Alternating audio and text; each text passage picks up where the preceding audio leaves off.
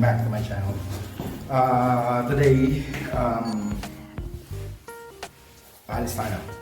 Pupunta tayo sa Lahti. Isang city rin siya dito sa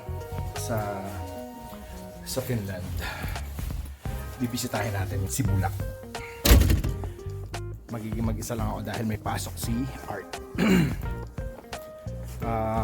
On the way ako ngayon sa train station. Train station dito medyo malapit lang. 10 minute walk. So malapit lang siya. Medyo nag-uulan ng snow ngayon. Kaya medyo makapal. Tapos nagdala rin ako ng mga labado. Makikila ba tayo doon? Doon may automatic washing machine. Ayos na yun. Alright. Later lang. Balik ako kaya.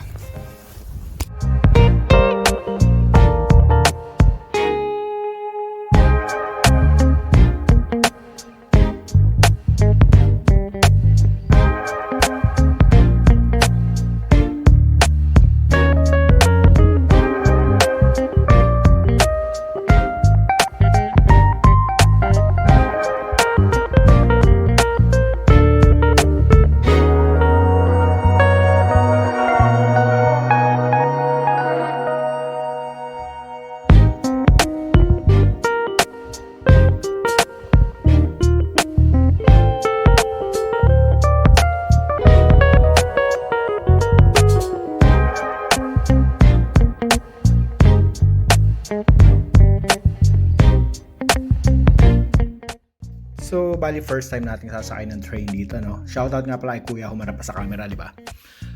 Mabilis naman yung biyahe, mga approximately 1 hour. Pero meron siyang 8 stops. And meron siyang isang beses ako nag-transfer ng train. Kasi nga sa ibang riles na naman siya dadaan. And eto nga, malapit na. Ayan, naglalakad na ako dyan papunta ng kabilang train. Yung transfer ko nga. And nga pala sa mga train, pwede yung allowed yung bike. Pwede mo isakay yung bike kung may bike ka. So yung mga pets, pwede rin. Pero alanganin lang kung si Lake Placid yung alaga mo. Achiche!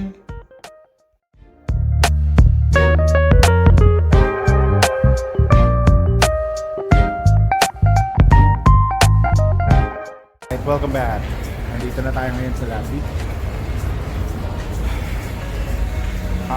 Ginabi na tayo actually, ginabi na. Hindi, lumubog lang yun talaga yung araw, maaga pa. Magpa 5 pa lang. So parang wala naman siya pinag-iba.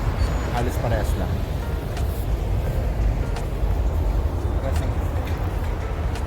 Same. So yun, binaliktad ko lang yung damit ko habang nagbabiyahe ako dahil first time ko. Mahirap na baka maligaw tayo. Hindi natin alam. Achiche! Nagtagpo na kami sa wakas. Ano to, vlog? Vlog to. Andito ako sa vlog ko. Welcome to your vlog! Welcome to my vlog. At eto na nga si Bulak, kasama ko na siya. Hi! Magpupunta kami sa Asian store daw. Dahil magluluto raw sila. Ayun, bibili ng langka dahil magluluto ng KBL para sa mga taga Iloilo. Masarap na. Masarap. Ano pa nga ba makikita sa Asian store? E di walang kamatayang bigas. Mga frozen shrimps, meron din sila. Mga balls, fish balls, kikiam, kahit ano pa. Siyempre, hindi mawawala, pampabata. Meron din tayo rito, pampilay, munggo. At siyempre, pampasarap ng lutuin, mga mamasitas. Mga kung ano-anong bagoong, alamang, bagong isda at mga kung ano-anong mga delata dyan, no? Meron din tayong halo-halong mga condiments dito. So, hindi tayo mga problema. Hindi natin mamimiss kung anong gusto nating lutong pagkaing Pinoy dahil meron mga ganitong store dito. At di mawawala, syempre, ito, pampulutan, paan ng manok. At syempre, ano pa bang kasunod niyan? Isipin mo. Yeah! Syempre, isang ice cold beer. In can nga lang, no? Wala tayong Redverse dito eh. May tayong bus. First time eh. First time tayo makakasakay ng bus. Paano ba to? So, bayad tayo ng Fox.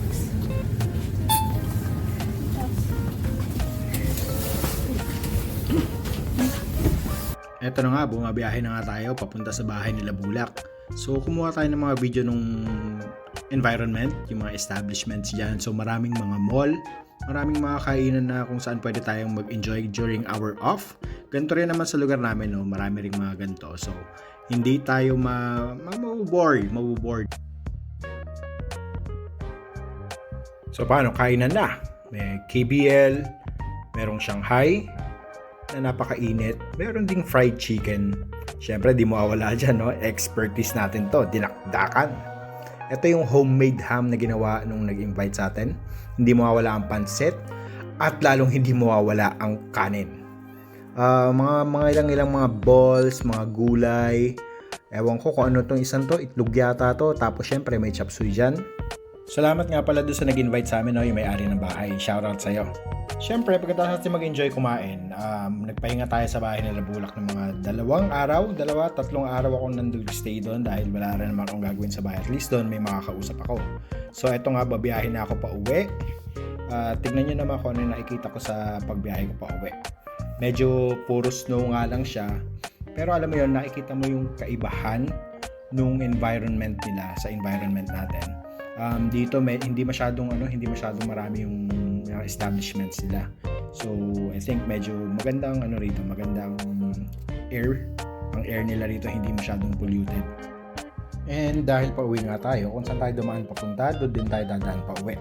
Remember guys, na huwag tayo matakot na mag-explore ng mga lugar, ng mga bagong lugar na napupuntahan natin. Kahit nagbabakasyon tayo or option nating tumira doon, i-explore natin, no? Dahil dito natin malalaman and ma-familiarize tayo doon sa lugar. Okay?